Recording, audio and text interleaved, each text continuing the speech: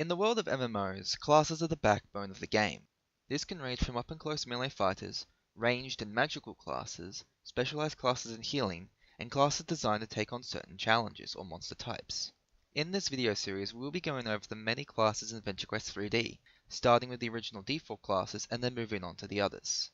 Like many games, upon starting up and creating an Adventure Quest 3D account, you'll be given the option of 3 classes to play as. These are Warrior, Mage, and Rogue. To begin, the first class we'll look at is the Warrior.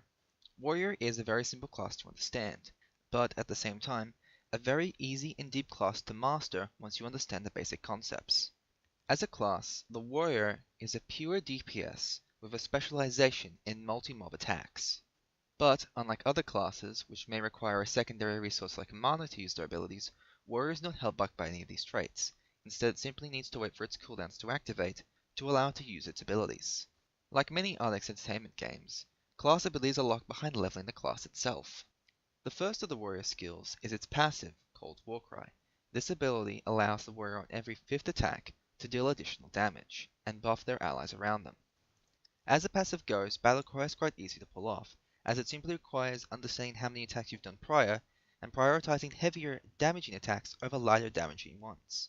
However, there is one exception, that is the Warrior's cross-skill ability. As this ability can be changed with other classes' cross-skill abilities, it cannot be triggered alongside that of Warcry, thus making it impossible to use in conjunction with this skill. The first of the Warrior's combat skills is the Universal Auto Attack. The Warrior follows the close-range version of Auto Attack, which allows it to do close-range strikes on the target that has been selected. The second ability at Warrior's disposal, and the first of its cooldown abilities, is Sever. Sever by itself is a quick, precise slicing attack that does a little bit more damage than Auto. However, it has a second ability which comes in much more handy. If the Warrior player is able to line up targets behind the Sever, it can deal multiple damage to as many targets as Sever can reach. This means while Sever is a strong attack in its own right, a skilled Warrior can make use of it to clear trash mobs, and make its way through a dungeon quicker. The next of the Warrior's abilities is Crushing Blow. While by itself this is a strong attack to use against single targets, it can also be used as a follow-up to kill off any trash mobs left over by a Cleave or a Whirlwind, as the ability allows you to do a high bit of damage in a quick succession. The third and final one of the Warrior's default cooldown abilities is that of Whirlwind. The first notable thing about Whirlwind is that it is an AoE ability. As such, as long as the Warrior is surrounded by opponents, the Whirlwind can act to the maximum effect. However, this does not mean that the attack is not good against single targets, as when Whirlwind is used, it applies a debuff ability, which allows you to lower the opponent's armor. As such, in a larger boss fight area, once the trash mobs are done, Whirlwind can be used to lower an enemy's armor rating, helping out in the fight. Next we will move on to the Warrior's ultimate ability. Unlike cooldown abilities, ultimate abilities are gained by charging based on a damage threshold.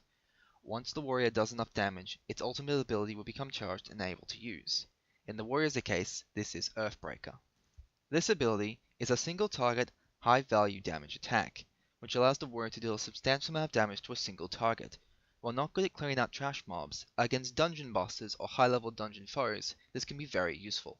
As such, it's not normally recommended to use this outside of those conditions, as it is a very valuable skill to have on hand, and there may not be enough normal foes around you to charge the ability easily. The final skill at the Warrior's disposal is its Cross skill. Cross skills differ from other skills as they can be transferred to other classes. The Warrior's Cross skill is known as Seismic Slam. Seismic Slam is an AoE ability which deals a light amount of damage to foes around it. While on Warrior this can help deal with trash mobs, this can also be applied to other classes, which only have single targeting abilities. With this on hand, they can easily clear out trash mobs that may gang them while they are in a dungeon, or help them clear out rooms faster if they are having trouble. Next we will go over the classes leveling.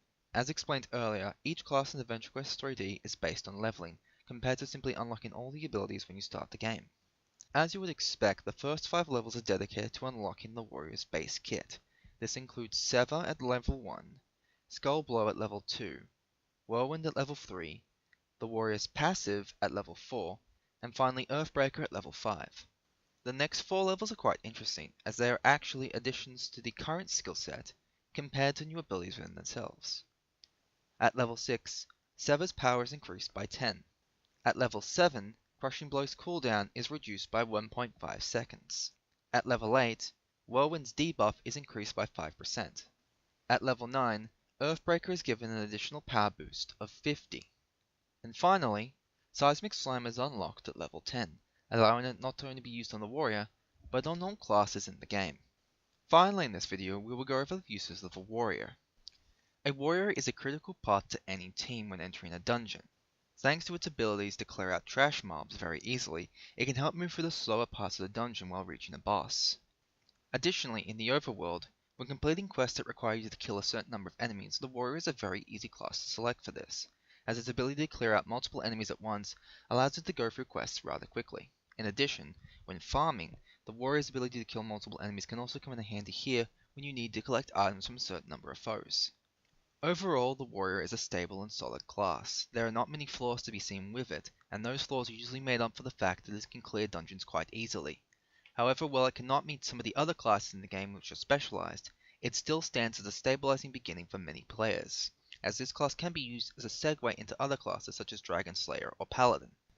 I hope this video has helped you in some way understand the warrior better. In the next video in this series, we'll be covering the arcane mastery of the mage. I hope to see you then.